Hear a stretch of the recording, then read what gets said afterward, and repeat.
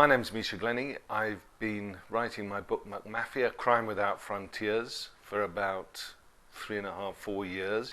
And it's basically a book about how global crime has grown and expanded exponentially, I would say, since the rise of the advent of globalization on the one hand and the fall of communism on the other.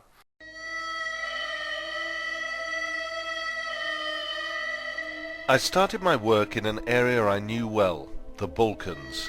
I wanted to find out what exactly lay behind the notorious trade in smuggled cigarettes, which had funded many of the paramilitary groups involved in ethnic cleansing during the wars in Croatia, Bosnia and Kosovo.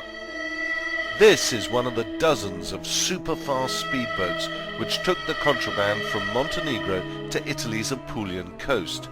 From here, the Mafia distributed the cargo all over Western Europe.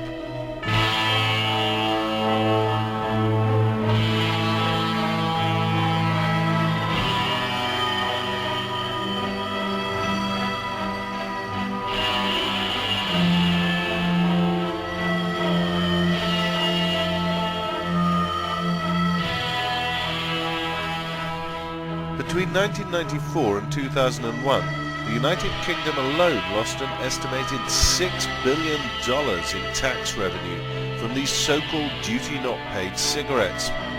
Some investigators have suggested that the cigarette manufacturers themselves were involved in the business, although they have always strenuously denied this. The video here is from Italy's tax police, and it shows how many vessels you require to intercept just a single speedboat. The only way to stop them is to wait for them to run out of fuel. With 20 boats making the short trip across the Adriatic every night, law enforcement was overwhelmed. Sometimes women being trafficked into the sex trade were also on the boats. Italian police reported how when they gave chase, the women were thrown into the sea, forcing officers to rescue them and losing sight of the smugglers.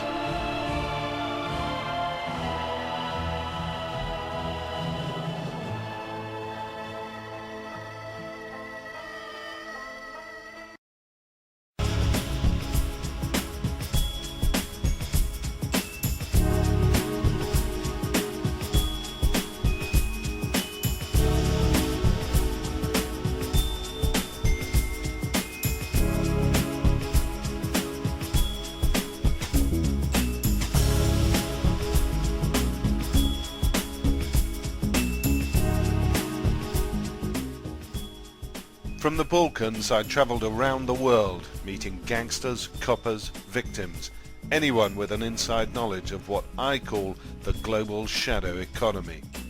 It's much closer to you and me than might be thought, and in areas like international banking, its influence is disturbingly large, something that in these times of financial meltdown is especially important. Get a copy of McMafia and join me in a journey through the international criminal underworld. It may frighten you a little, but at the end you'll know a lot more about the world we live in.